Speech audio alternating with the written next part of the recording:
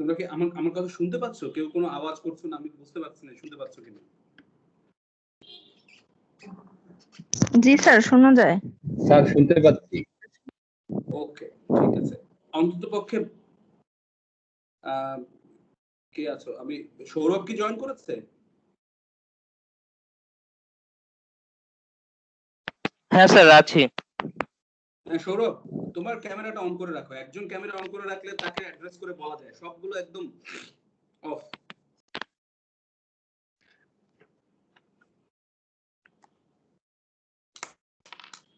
ওকে, আমরা আজকে খুব মানে একেবারেই আলোচনা যেটা নিয়ে আমরা করব সেটি হচ্ছে, তোমরা শুনতে পাচ্ছ কিনা আমার কথা? সেটি হচ্ছে যে the prosecution of international crimes, the role of international and national courts and tribunals। ঠিক আছে, আমরা যদি আমাদের আন্তর্জাতিক অপরাধ রিলেটেড যতগুলো ট্রাইব্যুনাল বা কোর্ট এস্টাবলিশড হয়েছে যদি আমরা দেখি, তাহলে আমরা দেখব যে একদম মোটা দাগে যদি আমরা দেখি, তাহলে প্রথমে আমরা দেখব international military tribunal, IMT, Nuremberg tribunal নামে যেটা পরিচিত। তারপরে আমরা দেখব যে জাপানের যে ট্রাইব্যুনালটা রয়েছে, যেটাকে আমরা বলি military tribunal for the Far east.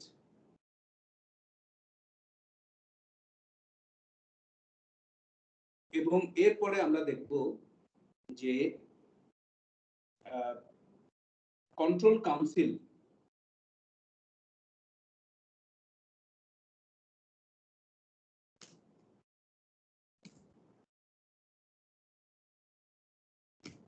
এটা হচ্ছে দ্বিতীয় বিশ্বযুদ্ধে কন্ট্রোল কাউন্সিল ল নাম্বার 10।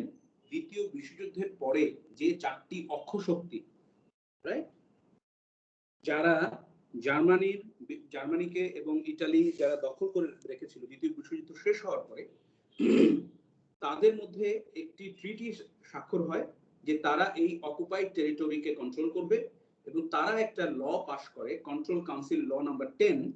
এই ল নাম্বার 10 এর আন্ডারে জার্মানি এবং ইটালি এবং বিভিন্ন জায়গাতে কিন্তু কিছু ন্যাশনাল ট্রাইব্যুনাল এস্টাবলিশড হয় দ্বিতীয় বিশ্বযুদ্ধের যারা পারপেট্রেটর, নাজি বাহিনীর সদস্য, তাদের বিচার করার জন্য।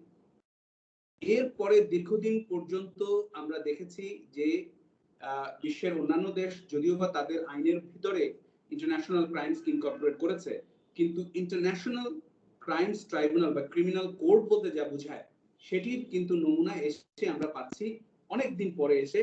আমরা প্রথমে পাচ্ছি আইসিটি ওয়াই, তারপরে আমরা পাচ্ছি আইসিটি আর, এরপরে আমরা দেখছি তোমার SCSL হচ্ছে, which is সিয়েরা লিওনের court, then extraordinary chamber of Cambodia ECCC, এরপরে আমরা দেখতে পাচ্ছি আইসিসি হচ্ছে সাবসিকুয়েন্টলি ইন্টারন্যাশনাল ক্রিমিনাল কোর্টের মাধ্যমে এই যে আন্তর্জাতিক আদালত, একটি স্থায়ী আন্তর্জাতিক আদালত স্থাপন, সেটির রূপায়ণ কিন্তু আমরা পাচ্ছি এই আইসিসি এস্টাবলিশমেন্টের মাধ্যমে।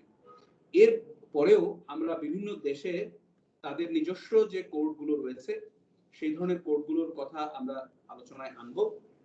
দুটো কোর্টের কথা আমরা স্পেসিফিক্যালি হয়তো আমাদের কথার মাঝখানে আমরা ভালোভাবে রেফারেন্স টানার চেষ্টা করব। একটা হচ্ছে জাকাকা কোর্ট অফ রুয়ান্ডা, আর একটা হচ্ছে ICTBD অফ বাংলাদেশ। ঠিক আছে, এই দুটো ন্যাশনাল কোর্টকে নিয়ে আমরা টাইম টু টাইম আমরা আলোচনা করব। সুতরাং তোমরা ধারাবাহিকভাবে বুঝতে পারছো যে ইন্টারন্যাশনাল ক্রিমিনাল কোর্টের যে ইতিহাসের যে বিষয়টা, এটা নিশ্চয়ই তোমরা এখন পরিষ্কারভাবে দেখতে পাচ্ছ। প্রথমেই আমরা চলে আসি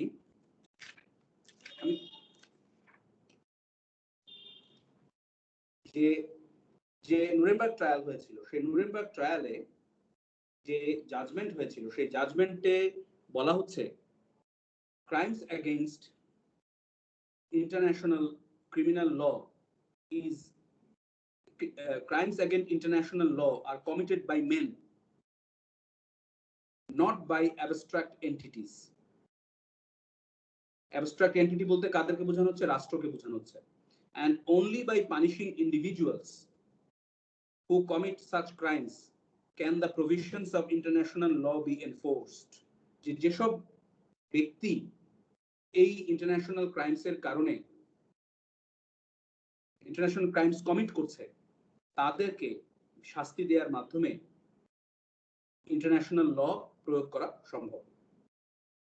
সুতরাং ইন্টারন্যাশনাল ক্রিমিনাল ল এর সবচেয়ে বড় যে দিক বা কি ফিচার সেটি হচ্ছে যে তারা ব্যক্তি কেন্দ্রিক, ইন্ডিভিজুয়াল রেসপন্সিবিলিটিকে তারা ট্রাই করে, not the responsibility of the state.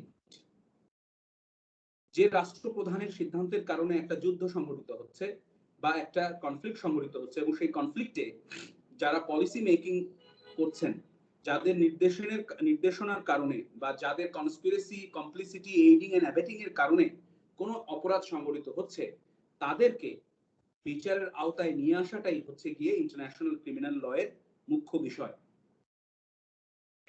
Justice Robert Jackson US supreme কোর্টের একজন বিচারপতি। তিনি এই নুরেমবার্গ ট্রাইব্যুনালে তিনি চিফ প্রসিকিউটরের ভূমিকা পালন করেন। তিনি বলেছেন এই অপরাধগুলো হচ্ছে সেই অপরাধ যেগুলো সভ্যতা সহ্য করতে পারে না, কিন্তু দীর্ঘদিন যাবত যেগুলোকে তারা ইগনোর করেছে, ইগনোরের বাংলা কি হবে, অবহেলা করেছে, সেই ধরনের কেন অপরাধ।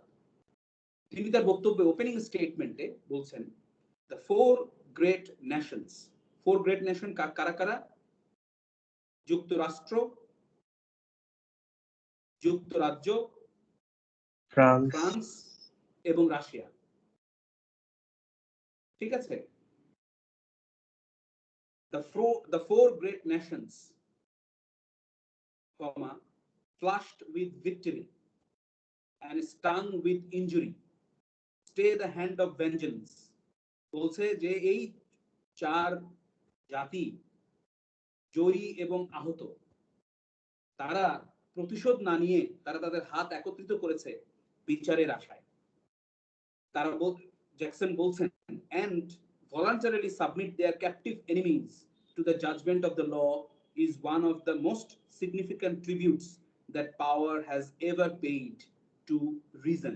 অর্থাৎ যুক্তির কাছে ক্ষমতা অবনত হয়েছে, অবনত হয়ে তারা তাদের কাছে যেসব আসামিরা তারা আটকে রেখেছে তাদেরকে আইনের হাতে তুলে দিয়েছে বিচারের জন্য। প্রতিশোধ নেয়নি। প্রতিশোধ বলতে কি বোঝানো হচ্ছে? তাদেরকে যদি ফায়ারিং স্কোয়াডে নিয়ে গুলি করে মেরে ফেলা হতো, কিছু বলার ছিল? কারণ তারা তো জয়ী বাহিনী, তাই না? That's why justice Robert Jackson, the chief prosecutor, এই কথাগুলো বলছেন। ওকে, এরপরে উনি আরো অনেক কথা বলেছেন। আমি সেই কথাগুলো শুধু পড়ে যাচ্ছি, আমি আর ব্যাখ্যা করব না, তোমরা আমাদের ভিডিও দেখে কথাগুলোকে নিয়ে নিও। This tribunal, while it is novel and experimental, is not the product of abstract speculations, nor is it created to vindicate legalistic theories. This inquest represents the practical effort of four of the most mighty of nations to utilize international law to meet the greatest menace of our times, aggressive war. The common sense of mankind demands that law shall not stop with the punishment of petty crimes by little people. It must also reach men who possess themselves of great power and make deliberate and concerted use of it to set in motion evils which leave no home in the world untouched.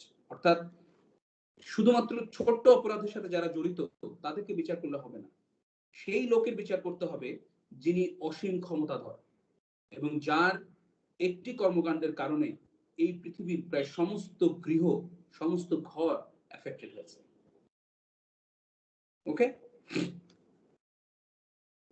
Justice Jackson আসামিদেরকে যারা ডকে ছিল তাদেরকে বলছেন living symbols of racial হ্যাট্রেড, জাতিগত বিদ্বেষের প্রতীক, জীবন্ত প্রতীক, of terrorism, সন্ত্রাসের প্রতীক, and violence এবং সহিংসতার প্রতীক, and of the arrogance and cruelty of power এবং ক্ষমতার যে দম্ভ এবং হিংস্রতা তার প্রতীক তিনি বলছেন। তিনি বলে এই ড্রামাটিক ওপেনিং স্পিচ দেওয়ার মাধ্যমে তিনি কয়েকটি গুরুত্বপূর্ণ পয়েন্ট এস্টাবলিশ করতে চাইলেন। Obviously it's a dramatic opening statement, তাই না?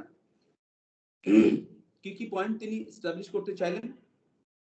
It reflects a belief that law could play a role in preventing war or reducing its cruelty. যুদ্ধের হিংস্রতাকে, ক্রূরতাকে কমিয়ে নিয়ে এসে আইন এই যুদ্ধ প্রতিহত করার ক্ষেত্রে একটি গুরুত্বপূর্ণ ভূমিকা পালন করতে পারে। It acknowledged that the proceedings were novel and experimental, indeed revolutionary. তিনি বলছেন যে এই প্রসিডিংস গুলো খুবই মহান অথচ পরীক্ষামূলক প্রসিডিংস এবং সেই দিক থেকে এটি বৈপ্লবিক। One of its most revolutionary aspects was that this would be the trial of individuals for what previously would have been thought of as acts of state. এই প্রথমবারের মতন একটি আদালত, আন্তর্জাতিক আদালত, ব্যক্তিকে তার কর্মকাণ্ডের জন্য বা ইন্টারন্যাশনাল ল ভায়োলেশনের জন্য শাস্তি দিচ্ছে। এর আগে যেটা ভাবা হয়েছিল যে একটি দেশ অনলি, একটি দেশই শুধুমাত্র এই ধরনের অপরাধের সাজা দিতে পারবে। The choice of defendants was highly selective and defendants were chosen in part because of what they symbolized. বিবাদী আসামিদেরকে চিহ্নিত করা হয়েছিল, তারা খুবই হাইলি সিলেক্টিভ। সমস্ত আসামিদেরকে কিন্তু নুরেমবার্গ ট্রাইব্যুনালে নিয়ে আসা হয়নি, শুধুমাত্র তাদেরকে নিয়ে আসা হয়েছিল যারা নাজি বাহিনীর বা হিটলারের প্রতিমূর্তি, যে তাদের যে রাষ্ট্রযন্ত্র, তাদের যে পলিসি যন্ত্র, সেই পলিসি যন্ত্রকে তারা রিপ্রেজেন্ট করেছে। এখানে হাতে গোনা মিলিটারি অফিসিয়ালসদের নিয়ে আসা হয়েছিল, হাতে গোনা পলিটিশিয়ানসদের নিয়ে আসা হয়েছে, কিছু বুদ্ধিজীবীদেরকে নিয়ে আসা হয়েছে যারা সাহায্য করেছেন হিটলারকে বা নাজি বাহিনীকে তাদের যে বর্ণ বৈষম্যমূলক, জাতি বিদ্বেষীমূলক যে পলিসি, সেই পলিসিকে ডেভেলপ করার জন্য। এবং একই সাথে সেই ব্যবসায়ীদেরকেও আনা হয়েছে যারা এই ধরনের কর্মকাণ্ডে অর্থ লগ্নি করেছেন, এই ধরনের কর্মকাণ্ডের হাতিয়ারের জন্য অস্ত্র বানিয়েছেন, গুলি উৎপাদন করেছেন, মারণাস্ত্র উৎপাদন করেছেন। এবং আরেকটি কথা এই বক্তব্যের মধ্য দিয়ে এসছে যে এই প্রসিডিংসটা থিয়েট্রিক্যাল বা নাটকীয়। তোমরা কি জানো যে এই মানে আইএমটি টোটাল প্রসিডিংস ইউটিউবে অ্যাভেলেবল, কিন্তু মানে তোমরা দেখতে পারো, অ্যাটলিস্ট ওপেনিং স্টেটমেন্টটা তোমরা দেখতে পারো। প্রসিডিংস এটার একটা শর্ট ডকুমেন্টারিও করা হয়েছে, কিন্তু শর্ট ডকুমেন্টারিও প্রায় 3.5 ঘন্টা বা 4 ঘন্টার আমি দেখেছিলাম, তোমরা সেটাও দেখতে পারো। সো এই কথার পরে আমরা চলে আসি যে নুরেমবার্গ ট্রাইব্যুনাল হওয়ার আগে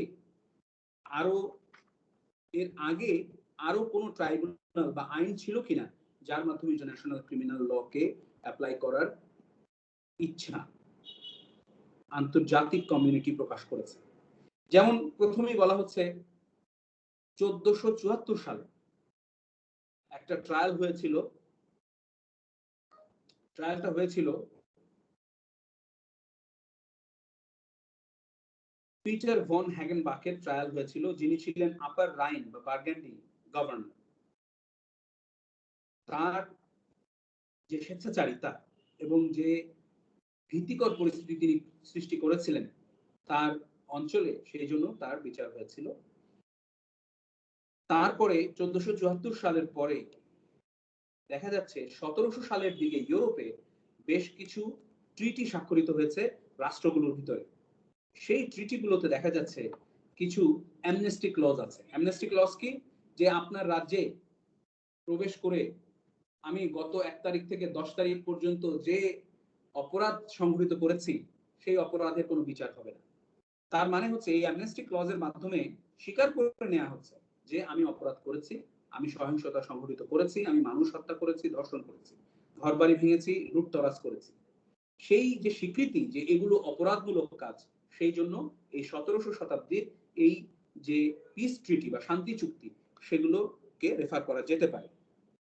এরপরে 1907 সালে তোমরা যদি ইন্টারন্যাশনাল হিউম্যানিটেরিয়ান ল পড়ে থাকো তাহলে দেখবে যে fourth Hague convention relating to laws and customs of war on land, এই 1907 সালের এখানেও কোনো ধরনের ইন্ডিভিজুয়াল ক্রিমিনাল রেসপন্সিবিলিটির কথা বলা হয় নাই, তবে কোন কোন কাজ ফরবিডেন হবে, কোন কোন কাজ ইন্ডিভিজুয়ালরা করবে না, সেই কাজগুলোকে চিহ্নিত করা হয়েছে। তার মানে এখানেও রাষ্ট্রকে বাদ দিয়ে ইন্ডিভিজুয়াল রেসপন্সিবিলিটির কথা বলা হয়েছে, বাট পরোক্ষভাবে, নট সরাসরি, প্রত্যক্ষভাবে নয়। 1915 সালে তোমরা জানো আর্মেনিয়াতে একটা গণহত্যা হয়েছে। এই গণহত্যার প্রতিবাদ করেছিল ফ্রান্স, গ্রেট ব্রিটেন এবং রাশিয়া। তারা এটার প্রতিবাদ করতে গিয়ে বা নিন্দা জানাতে গিয়ে তারা যে শব্দটা ব্যবহার করেছেন সেটি হচ্ছে crimes against civilisation and humanity.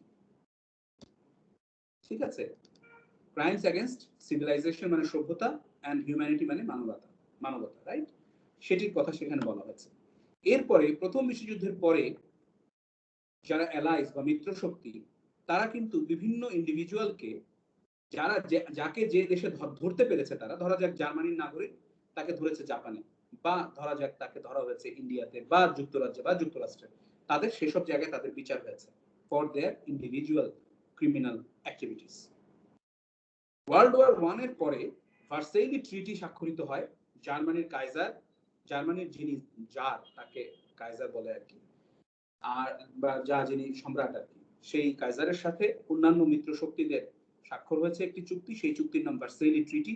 সেই ভার্সাইলি ট্রিটিতে কোনো ট্রায়ালের কথা বলা হয় নাই, বাট সেখানে বলা হয়েছিল যে এই ট্রিটির আন্ডার একটা ট্রাইব্যুনাল হবে, এবং এই ট্রাইব্যুনালের ট্রাইব্যুনাল কি করবে? দ্য ট্রাইব্যুনাল ওয়াজ টু জাজ question of international morality and should be guided by the highest motives of international policy. In the event, the Kaiser was granted sanctuary in the Netherlands and no such arrangement occurred. যদিও একটা tribunal কথা বলা হয়েছিল, কিন্তু সবশেষে দেখা যাচ্ছে যে আর তার বিচার হয়নি। তিনি নেদারল্যান্ডে পালিয়ে গিয়ে তিনি মানে কি বলে এটাকে রাজনৈতিক আশ্রয় লাভ করেছিলেন। 1937 সালে প্রথমবারের মতন একটা ইন্টারন্যাশনাল ক্রিমিনাল কোর্ট করার জন্য একটা কনভেনশন নিয়ে আলোচনা হয়েছিল 1937 সালে প্রথমবারের মতো, বাট তারপরে আর হয়নি। ইন্টারেস্টিং হচ্ছে জার্মান গভর্নমেন্ট নিজেরাই প্রথম বিশ্বযুদ্ধের যারা দায়ী তাদেরকে তাদের বিচারের জন্য একটা ট্রাইব্যুনাল করেছিল, সেটার নাম হচ্ছে লিপজিগ ট্রায়াল। সেই লিপজিগ ট্রায়ালের এটা একটা মানে লোক দেখানো ট্রায়াল ছিল, যেখানে দেখা যাচ্ছে বেশিরভাগ অপরাধী বা অভিযুক্ত আসামি তারা খালাস পেয়ে যায় বিভিন্ন কারণে, যে সে সরাসরি ইনভলভ ছিল না, সে সুপেরিয়রের নির্দেশে কাজ করেছে, বিভিন্ন কারণে। কিন্তু এগুলো করার পরেও দেখা যাচ্ছে একটি মামলায় কনভিকশন হয়েছিল। সেই মামলাটির নাম হচ্ছে Llandovery castle case. Let me type it for you. এই একটাই দিচ্ছি, অন্যগুলো একটু বানানটা একটু কঠিন বলে আমি দিচ্ছি।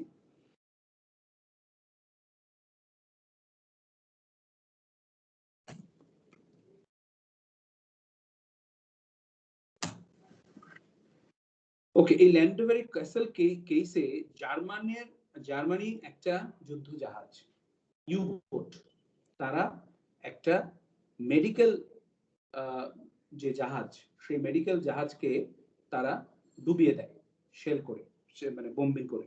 ডুবিয়ে দেওয়ার পরে সেখানে জীবিত যারা ছিল তাদের সাথে কথা বলে ওরা জানতে পারলো যে তোমাদের কি এই মুহূর্তে কোনো ক্লাস আছে? অন্য কোনো ক্লাস চলছে এই মুহূর্তে? 12:16 বাজে এখন।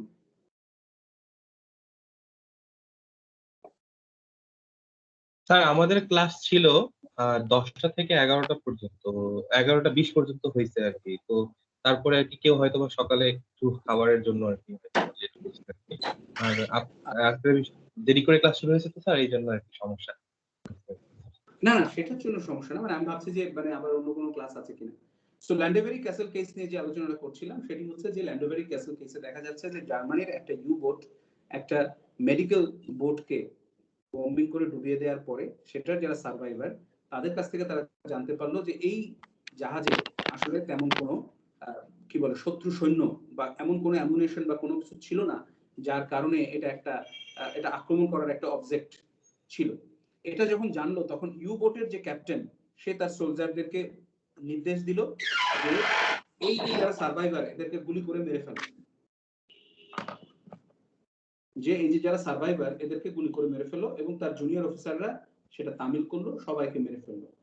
সেইখানে যিনি সুপিরিয়র তার তো শাস্তি হয়েছেই, প্রশ্নটা ছিল ট্রাইব্যুনালের সামনে, লিপজিগ ট্রায়ালের বিচারকদের সামনে প্রশ্নটা ছিল যে যারা জুনিয়র অফিসার তারা কতটা ইনভলভড, তাদের ম্যানসরিয়া ছিল কিনা, বা তাদের একটাকে দোষারোপ করা যাবে কিনা, কারণ তারা তো সুপিরিয়র অর্ডার এটা করেছে।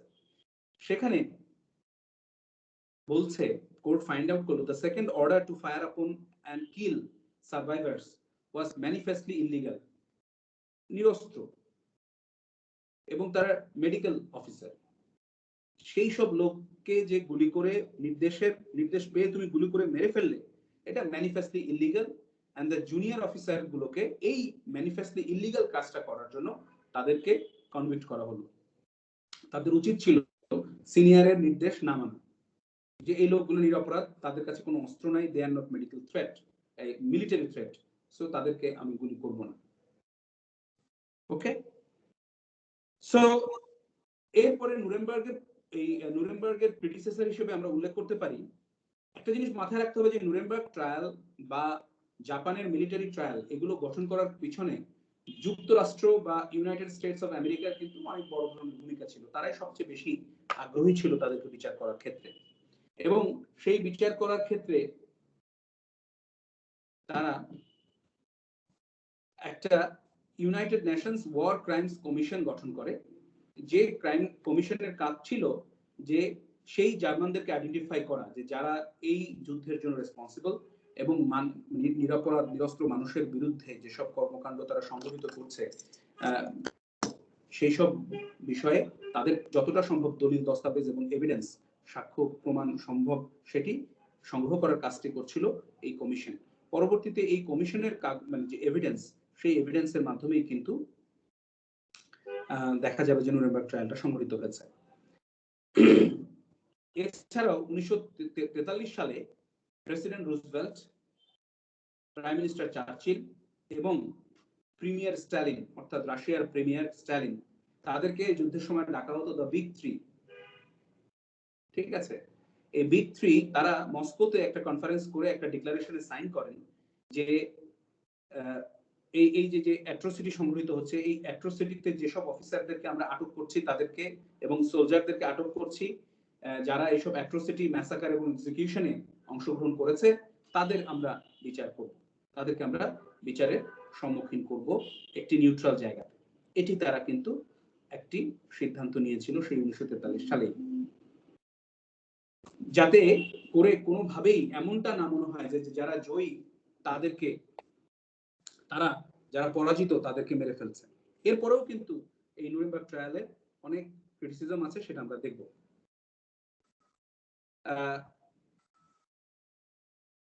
এরপরে আমরা চলে আসি নুরেমবার্গ ট্রায়ালের সামনে কি কি চ্যালেঞ্জ ছিল। রাইট, একটা মনে রাখতে হবে যে নুরেমবার্গ ট্রায়ালে কখন গঠিত হলো, লন্ডনে আবার একটা কনফারেন্স হয়, এবং সেই কনফারেন্সের ফলে London charter of the international military tribunal of 8th of August 1945, অগাস্টের 8 তারিখ 1945 সাল, এই সময়ে London charter of the international military tribunal এটা স্বাক্ষরিত হয়। স্বাক্ষর করেছে ইউকে, ইউএসএ, রাশিয়া এবং ফ্রান্স, এবং আরো 15টা দেশ এই চুক্তিকে স্বীকার করে নিল। কিন্তু স্বীকার করার পরেও দেখা যায় যে এই আইএমটি চার্টার এটা ড্রাফট করার সময় বেশ কতগুলো চ্যালেঞ্জ তাদের মাথায় নিতে হয়েছে। একটি চ্যালেঞ্জ হচ্ছে অপরাধকে সংজ্ঞায়িত করা, কোন অপরাধকে তারা সংজ্ঞায়িত করবে। দ্বিতীয়টি ছিল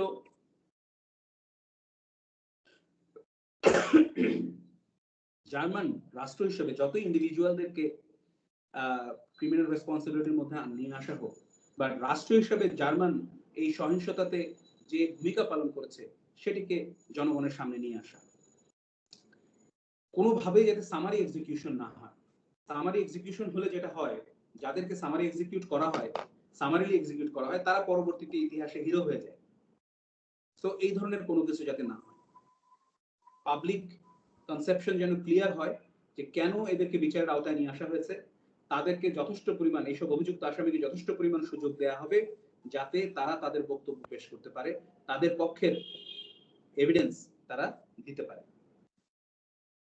একইভাবে এই আইএমটি চার্টার করার সময় তাদের মাথায় ছিল যে পাবলিক অপিনিয়ন কে এমন ভাবে শেপ করতে হবে যাতে তারা ইতিহাসটা জানতে পারে যে জার্মান নাজি বাহিনী কি ধরনের ভয়াবহতার মধ্যে দিয়ে গিয়েছে, সেগুলো সমস্ত রেকর্ড যেন পাবলিকের সামনে, ট্রায়ালের রেকর্ড যেন পাবলিকের সামনে থাকে। এই জন্য তোমরা কিন্তু একটু ব্রাউজ করলেই দেখবে নুরেমবার্গ ট্রায়ালের total proceedings is available online, video records are available online.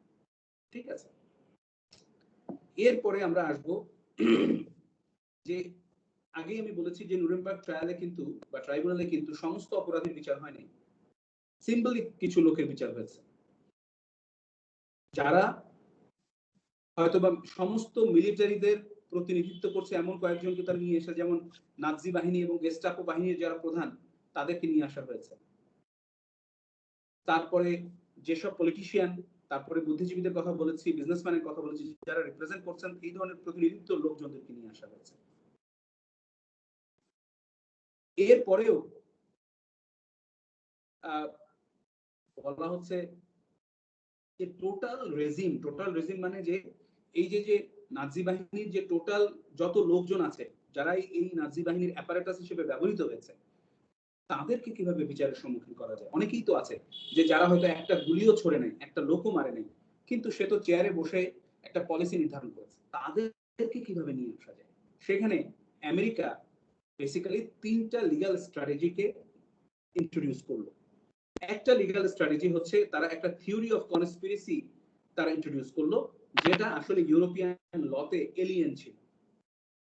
তারা একটা থিওরি অফ কনস্পিরেসি নিয়ে এসে বলল যে যারা ফর্মুলেশন এবং এক্সিকিউশনে এবং ক্রিমিনাল প্ল্যান বাস্তবায়নে যারা অংশগ্রহণ করেছে তাদেরকে বিচার করতে হবে এবং তারা ইন্ডিভিজুয়ালি এবং জয়েন্টলি রেসপন্সিবল। অর্থাৎ আমরা পরবর্তীতে দেখবো যে জয়েন্ট ক্রিমিনাল এন্টারপ্রাইজ বলে যে একটা জিনিস আছে, সেই জিনিসটাকে এখানে ইন্ট্রোডিউস করা হয়। Secondly, the US favored the creation of a procedure for declaring certain organizations illegal. তারা যেটা করলো যে কিছু কিছু অর্গানাইজেশনকে, যেমন গেস্টাপো বাহিনী, তারপরে এই ধরনের আরো কিছু অফিস ছিল যেগুলোকে তারা ডিক্লেয়ার করলো যেগুলো ইলিগাল। এটা ইলিগাল ডিক্লেয়ার করার মাধ্যমে যে সুবিধাটা হলো যে যে সংগঠনকে তারা ইলিগাল ঘোষণা করেছে সেই সংগঠনের সাথে যারা জড়িত তাদেরকেও বিচারের আওতায় আনা সম্ভব হলো। অর্থাৎ তারা হয়তো কিছু করেনি কিন্তু তারা এই সংগঠনের সদস্য, সুতরাং শুধুমাত্র সদস্য হওয়ার কারণে তাদের বিচার করা সম্ভব হলো।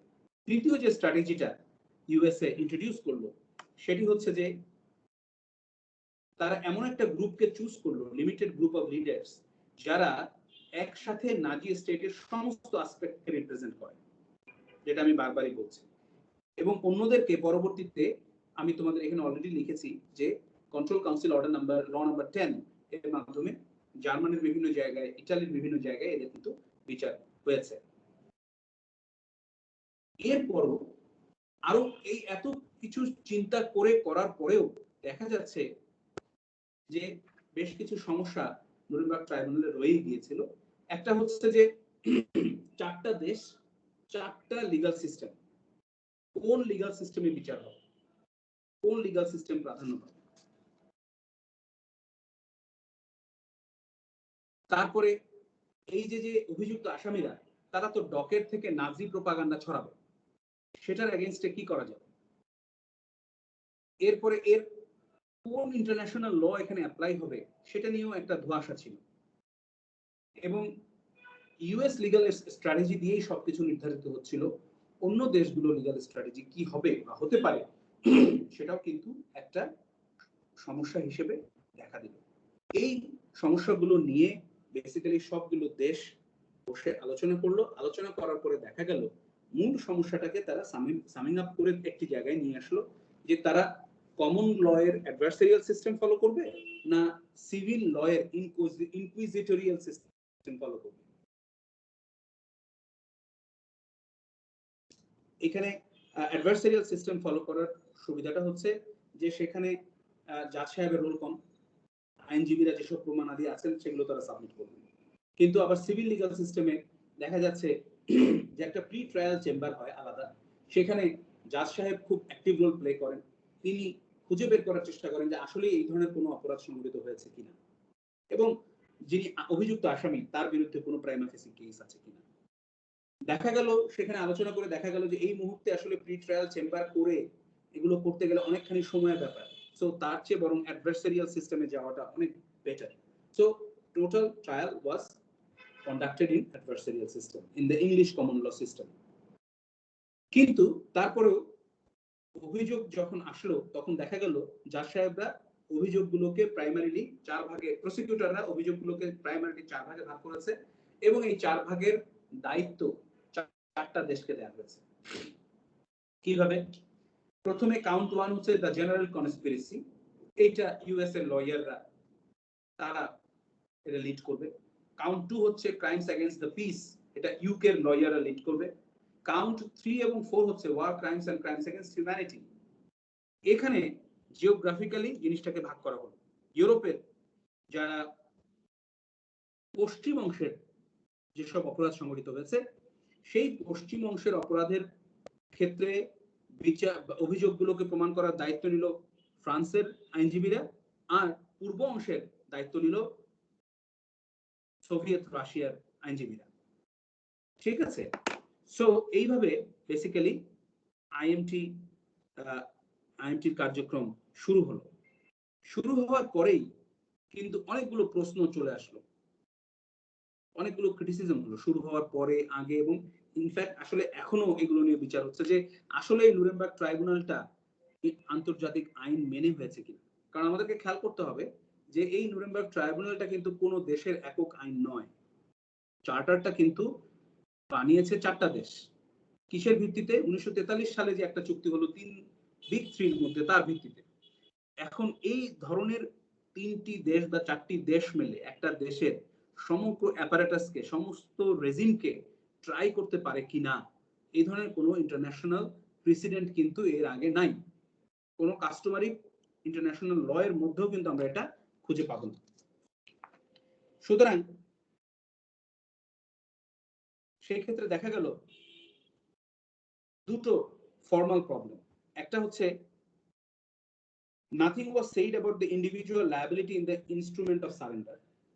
তারা যে সারেন্ডার করলো সেখানে ইন্ডিভিজুয়াল লায়াবিলিটি সম্পর্কে কিছু লেখা ছিল না।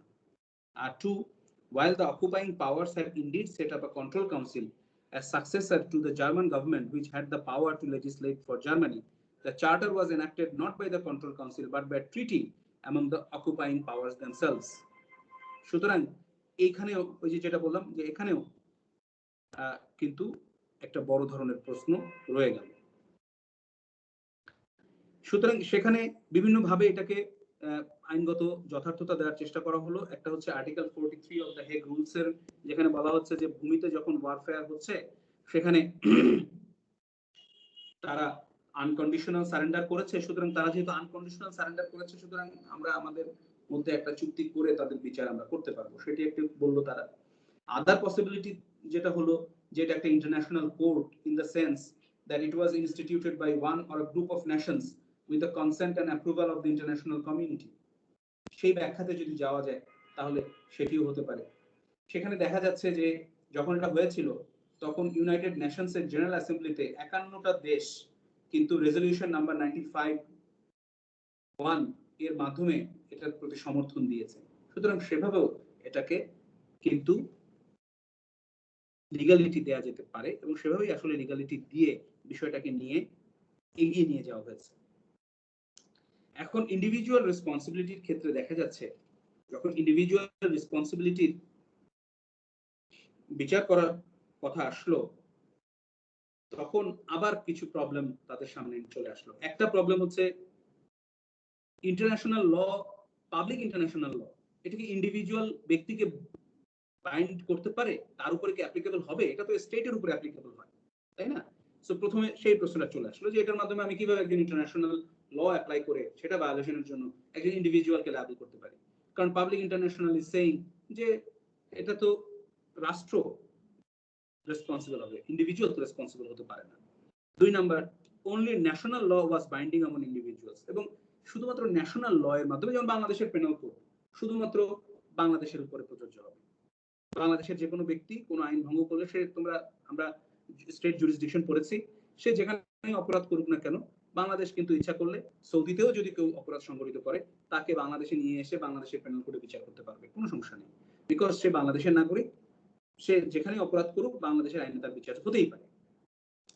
তৃতীয় যে সমস্যাটার কথা দেখা যাচ্ছে সেটি হচ্ছে the role of international law within national jurisdiction was a matter for the constitution of each state. প্রত্যেকটা দেশের সংবিধান বলে দিচ্ছে যে সেই দেশে আন্তর্জাতিক আইন কতখানি প্রয়োগ হবে।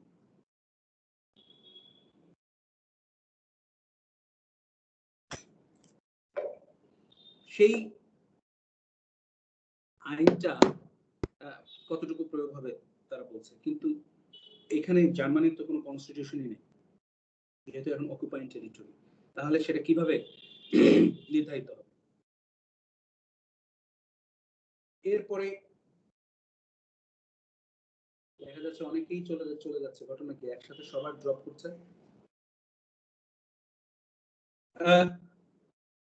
এরপরে সবচেয়ে বড় যে বিষয়টা আসলো যে এই যে ক্রাইমস এগেইনস্ট হিউম্যানিটি ডেফিনেশন দেওয়া হচ্ছে, ক্রাইমস এগেইনস্ট পিস এর ডেফিনেশন দেওয়া হচ্ছে, ওয়ার ক্রাইমস আগে থেকেই ছিল, কিন্তু এই যে দুটো ডেফিনেশন দেওয়া হচ্ছে এবং কনস্পিরেসি থিওরি ইন্ট্রোডিউস করা হচ্ছে, এগুলো তো আগে ডিফাইন্ড ছিল না।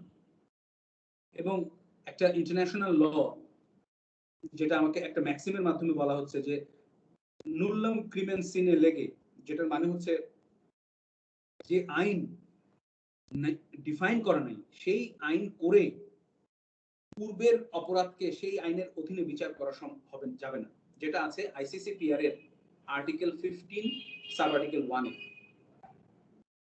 নুল্লাম ক্রিমেন সিনে লেগে। কিন্তু তারপরে ইন্টারন্যাশনাল মিলিটারি ট্রাইব্যুনাল এটার একটা এক্সেপশন বের করলো।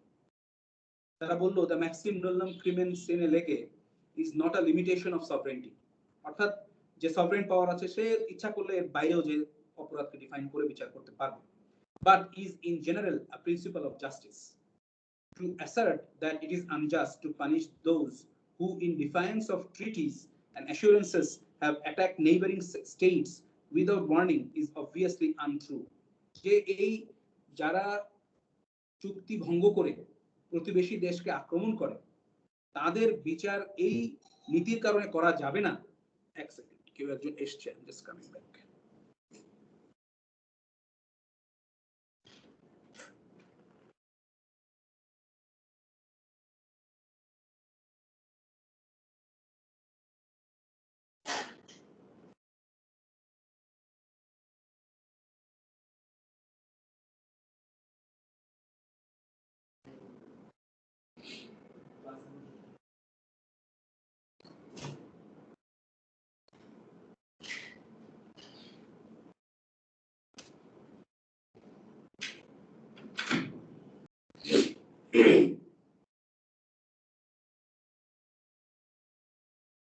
করা যাবে না, নুল্লাম ক্রিমেন লেগে এই যুক্তি দেওয়া যাবে না। এবং তার চেয়ে বড় কথা, যারা আক্রমণ করছে তারা নিজেরা জানে যে তারা যে কাজটা করছে এটা ইলিগাল, সুতরাং তারা তাদের কনসায়েন্সের কাছে জানে যে এটা ইলিগাল, কিন্তু সেই জন্য তাদের বিচার করা যাবে না নুল্লাম ক্রিমেন সিনে লেগে প্রিন্সিপালের কারণে এটা হতে পারে। আর তারা যে অপরাধগুলো সংঘটিত করেছে সেই অপরাধগুলো পূর্বের থেকেই বিভিন্ন আইনে ডিফাইন করা রয়েছে, যেমন মার্ডারের ডেফিনিশন তো প্রত্যেকটা পেনাল কোডে রয়েছে, রেপের রয়েছে, ভাঙচুরের রয়েছে। যদি সেগুলো থেকে থাকে তাহলে এই অপরাধ, এগুলো যে অপরাধ, নিরীহ নিরস্ত্র মানুষকে কনস্পিরেসি করে হত্যা করা, সেটি তাদের অজানা থাকার কথা নয়। সুতরাং তাদের যেহেতু এটি অজানা নয়, এটি একটি অপরাধ এবং এর বিচার করা যাবে। এবং তাদের এই যুক্তির কারণে কিন্তু পরবর্তীতে আমরা দেখবো আইসিসিপিআর এর আর্টিকেল 15(1) এর পরে আর্টিকেল 15 সাব আর্টিকেল 2 যুক্ত করা হয়েছে, যেখানে এই নুল্লাম ক্রিমেন সিনে লেগের একটি এক্সেপশন দেওয়া হয়েছে। বলা হয়েছে যে যদি কোনো অপরাধ এর ক্ষেত্রে দেখা যায় যে সেই অপরাধ এই দেশে সংজ্ঞায়িত না হলেও অন্য কোনো দেশে সংজ্ঞায়িত হয়েছে ইতিমধ্যে, সেই ক্ষেত্রে সেই অপরাধের দায়ে বিচার করার ক্ষেত্রে কোনো ধরনের কোনো প্রতিবন্ধকতা নেই। ঠিক আছে,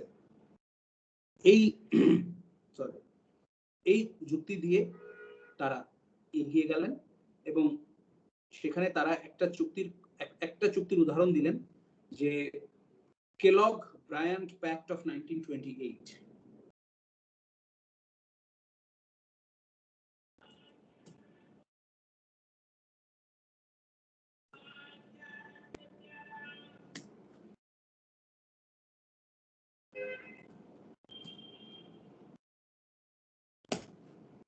এটা একটা রিজিওনাল চুক্তি হলেও সেখানে দেখা যাচ্ছে যে পার্টিরা বলছে যে যুদ্ধকালীন সময়ে বিভিন্ন ধরনের ক্রাইম, যেমন ক্রাইমস এগেইনস্ট পিস বা অ্যাগ্রেশন, এগুলো অপরাধ। সুতরাং এই ধরনের বিভিন্ন চুক্তির এনে তারা বলছেন যে হ্যাঁ, আন্তর্জাতিক কমিউনিটি যদিও স্বীকৃতি দেয়নি, কিন্তু বিশ্বের বিভিন্ন জায়গায় এই অপরাধগুলোকে বিভিন্নভাবে স্বীকৃতি দেওয়া হয়েছে। এই কথাগুলো বলেই বেসিক্যালি কিন্তু এই যে প্রশ্নটা, এই যে লিগ্যাল ব্যাটল প্রসিকিউশনের সামনে, সেগুলোকে উতরে গিয়েই আইএমটিতে বিচারটি হয়েছে। এখন আমরা যদি আইএমটি ট্রায়ালের মানে অ্যাসেসমেন্ট করতে চাই, তাহলে হয়তো দেখা যাবে যে 22 জন আসামির মধ্যে 3 জন বেকসুর খালাস হয়েছে, 12 জনকে মৃত্যুদণ্ড দেওয়া হয়েছে, 7 জনকে বিভিন্ন ধরনের কারাদণ্ড দেওয়া হয়েছে বিভিন্ন সময়। কিন্তু সবচেয়ে বড় ধরনের ক্রিটিসিজম হচ্ছে, যেটা এখনো করা হয়, যে এটি ছিল জয়ী বাহিনী বিজিত পক্ষকে সাজা দেওয়ার একটা প্রক্রিয়া। অনেকেই ক্রিটিসিজম করতে গিয়ে বলে যে জাস্টিস জ্যাকসনের যে সাপোর্ট স্টাফ ছিল সেটার অ্যামাউন্ট ছিল 600 জন, কিন্তু যারা ডিফেন্সের লয়ার ছিল তাদের সেই ধরনের কোনো রিসোর্স দেয়া হয়নি। এমনকি বিবাদীদেরকেও, মানে অভিযুক্ত আসামিদেরকেও মাঝে মধ্যে তাদের আইনজীবীদেরকে সহায়তা করতে হয়েছে। সুতরাং সেই সমালোচনাটা কিন্তু রয়েছে। এই সমালোচনাগুলো এখনো বিভিন্ন ফোরামে তোমরা দেখবে যে করা হয়ে থাকে। এরপরে অন্যান্য যেসব দ্বিতীয় বিশ্বযুদ্ধের প্রসিডিংস হয়েছে, তার মধ্যে অন্যতম হচ্ছে টোকিওর প্রসিডিংসটা। টোকিওর প্রসিডিংসটা একটু ডিফারেন্ট এই কারণে যে জার্মান শক্তি একটা কথা বলবো। হ্যাঁ প্লিজ। স্যার, নাজি ট্রায়ালের ক্ষেত্রে স্যার আরেকটা ব্যাপার স্যার, এটা একটু মানে এখনই যদি জানতে চাই স্যার, ইউরোপের বিভিন্ন জায়গায় যারা হচ্ছে নাজি পার্টির হচ্ছে দালাল ছিল, কোলাবরেটর ছিল, তাদের কি বিচার হয়েছে বা হলে হ্যাঁ, তাদের বিচার হয়েছে। ওই যে বললাম কন্ট্রোল কাউন্সিল ল নাম্বার 10, সবার যে হয়েছে সেটা কিন্তু বলছি না, কারণ বিচার এখনো চলমান আছে। তোমরা দেখবে পত্রপত্রিকা হঠাৎ করে আসে যে অমুকের 91 বছর বয়স, 97 বছর বয়স, তাও তার বিচার শুরু হয়েছে তার দ্বিতীয় বিশ্বযুদ্ধের সময় অমুক ভূমিকার কারণে। ঠিক আছে না?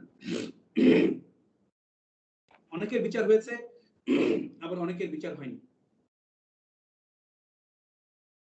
তো মিলিটারি ট্রাইব্যুনালের অধীনে তো না, সেটা তো আলাদাভাবে, সেটার অ্যারেঞ্জমেন্ট কি ছিল স্যার? বেশিরভাগ যতদিন তারা অকুপাইড ছিল সেগুলোর অ্যারেঞ্জমেন্ট ছিল ওই যে কন্ট্রোল ল নাম্বার 10 এর আন্ডারে।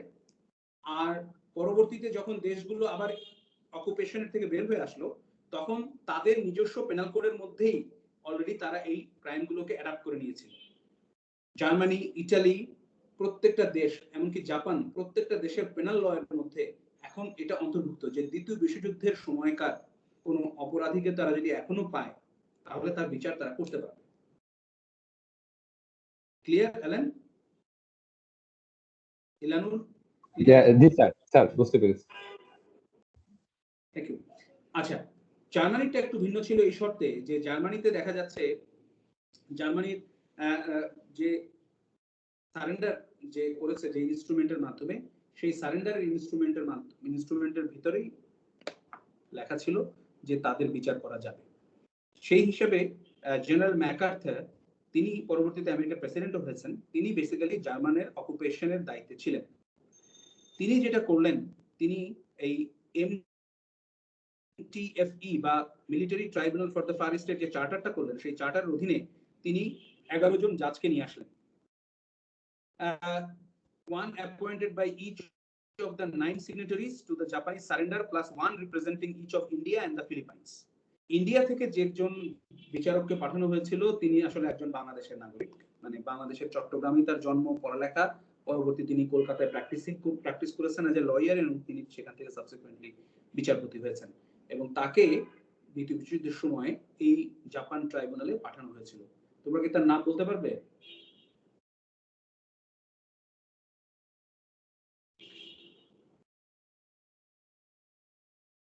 কেউ কি জানো ওনার নাম? এলানুর? or anyone? Sir Surendranath Banerjee. জানো না সেটা ঠিক আছে, Surendranath Banerjee no sir, no sir, না স্যার, অন্য একটা কি যেন নাম স্যার ভুলে গেছি। শুনেছেন তার টোকিও নাম হচ্ছে ট্রাইব্যুনালে বিচারক ছিলেন। জাস্টিস রাধা বিনোদ পাল।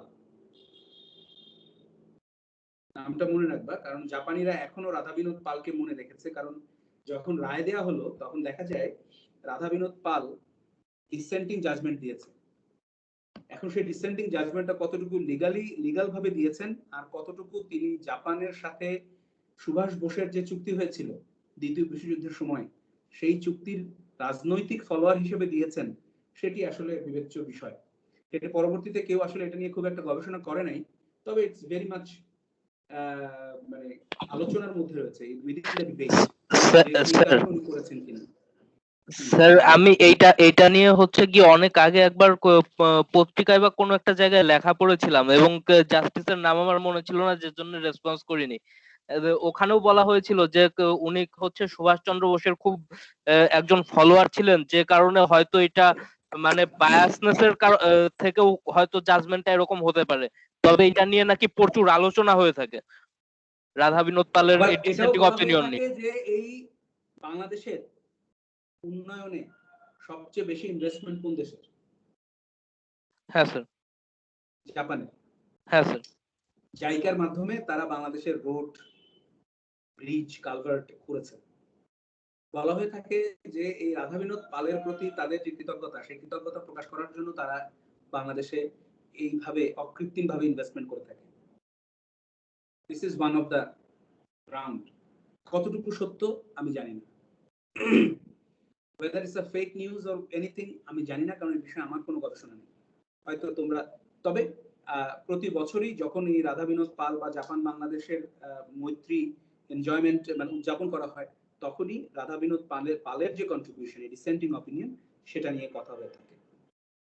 যাই হোক, এখানে অনেক ধরনের সমালোচনা হয়েছে। সমালোচনার মধ্যে অন্যতম সমালোচনা ছিল যে যারা অভিযুক্ত আসামি তাদেরকে যথেষ্ট পরিমাণ তথ্যাদি সরবরাহ করা হয়নি, তাদেরকে লিগালি তাদের রিপ্রেজেন্টেশনের সুযোগ খুবই সীমিত ছিল, এগুলো বলে। আচ্ছা, একটু একটু আজানটা শেষ হয়ে যাক, হ্যাঁ, তারপরে আমরা শুরু করছি।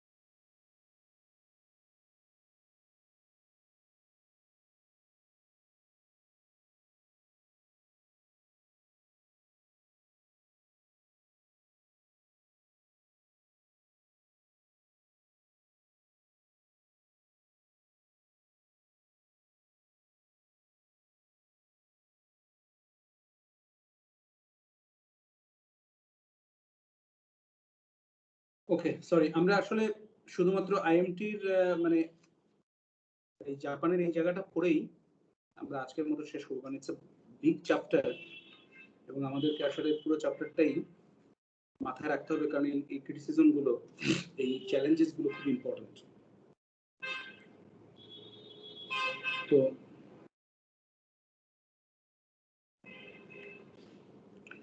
যেটা আমি বলছিলাম যে সেখানে এই এই ধরনের সমালোচনাগুলো খুব জোরে সোরে আসলো এবং দেখা গেল যে মেজরিটির জাজমেন্টই আসলো যে 28 জন অভিযুক্ত আসামির বিচার হয়েছিল তাদের সবারই সাজা হয়েছে বিভিন্ন ধরনের। শুধুমাত্র রাধা বিনোদ পালি না, জাজ রোলিং তিনিও আসলে অনেককেই হয়তোবা খালাস করে দিতেন, যে তিনি মনে করছিলেন যে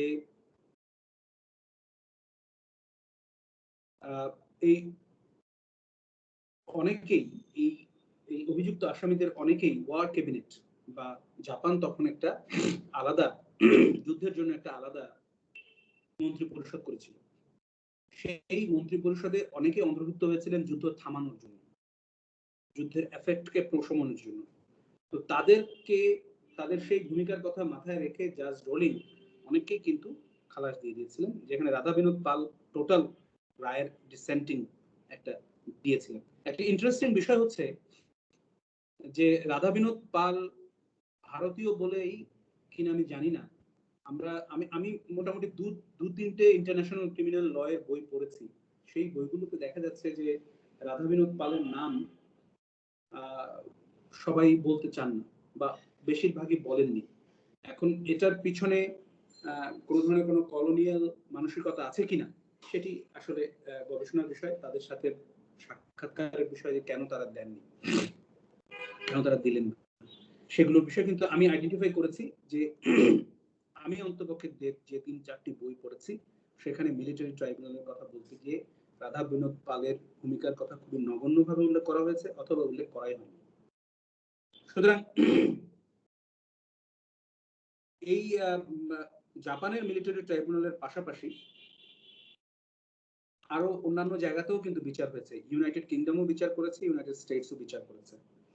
দেখা যাচ্ছে ইউনাইটেড কিংডম বিচার করেছে তারা যাদেরকে আটক করেছিল ইংল্যান্ডের মধ্যে তাদের অনেকেরই তারা বিচার করেছে রয়্যাল ওয়ারেন্ট অফ 1945 একটি রাজকীয় আদেশের মাধ্যমে। আর ইউএস করেছে তাদের মিলিটারি ট্রাইব্যুনালে একটা অর্ডিন্যান্সের মাধ্যমে তারা এস্টাবলিশ করেছে on October 18, 1946 by General Clay in his role as military governor and commander of the UN zone for occupation.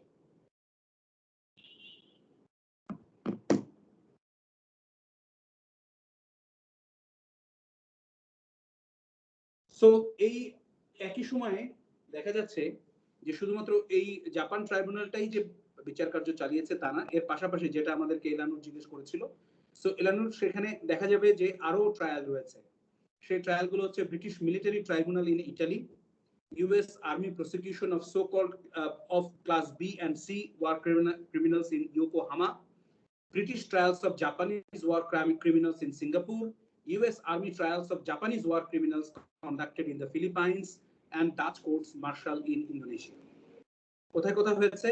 British military tribunal in Italy, US Army prosecution of Class B and C war criminals in Yokohama, British trials of Japanese war criminals in Singapore, US Army trials of Japanese war criminals conducted in the Philippines, and Dutch courts martial in Indonesia. So আজকে আমরা এই পর্যন্তই পড়ছি।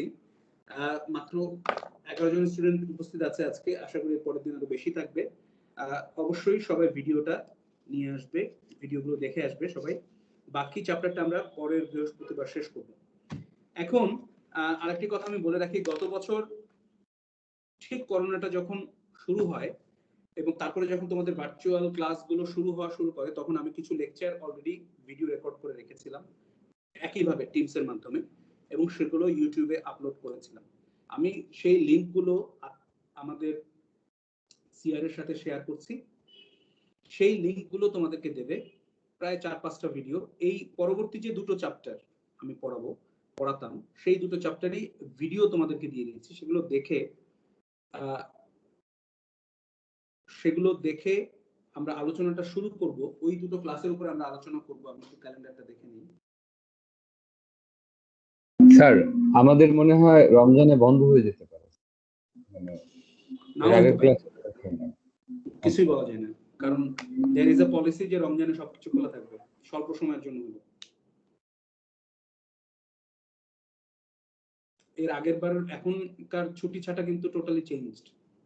হ্যাঁ, আগে যেভাবে তোমরা ছুটি এনজয় করেছো সেটা তোমরা এবার নাও পেতে পারো। এটার বিষয়ে এখনো ইউজিসি কোনো সিদ্ধান্ত দিয়েছে কিনা আমার জানা নেই, তবে দিলে তুমিও জানো, স্যার, আমিও জানবো। হ্যাঁ বলো। স্যার যেহেতু আমরা সবাই অনলাইনে ক্লাস করছি, তো সেক্ষেত্রে তো ক্লাস করা যায় যদি আমরা সবাই রাজি থাকি এবং আপনিও সম্মত থাকেন স্যার। না ছুটি না, হলেও আমার ক্লাস বলতে কি, আমি তোমাদের এই আলোচনাটা এখনই আমরা আলোচনাটা না করি, কারণ আমি তোমাদেরকে দুটো ভিডিও লিংক, নেক্সট ক্লাসটা আমাদের হবে এখন যেভাবে হচ্ছে সেভাবে হবে। এর পরের দুটো ক্লাস হবে সেমিনার স্টাইল।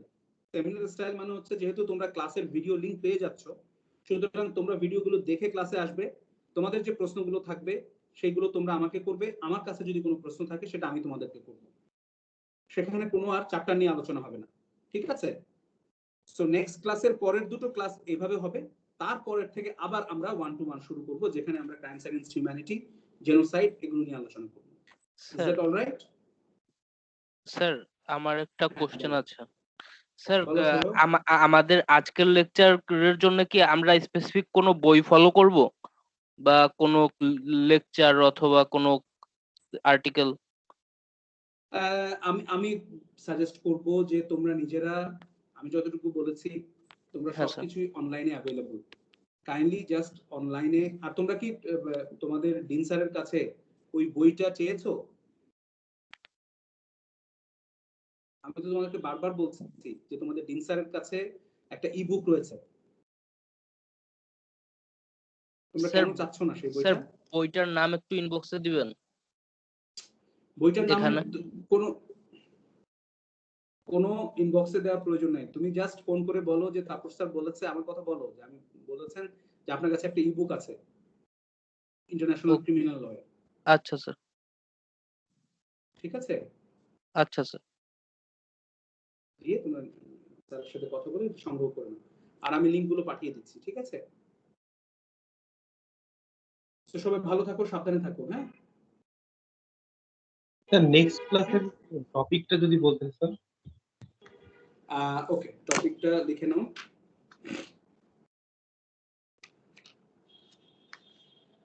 একটা হচ্ছে jurisdiction and structure of international criminal courts and tribunals. Jurisdiction and structure of international criminal courts and tribunals. আর একটা হচ্ছে investigations, prosecutions, evidence and procedure. Investigations, prosecutions, evidence and procedure. Okay?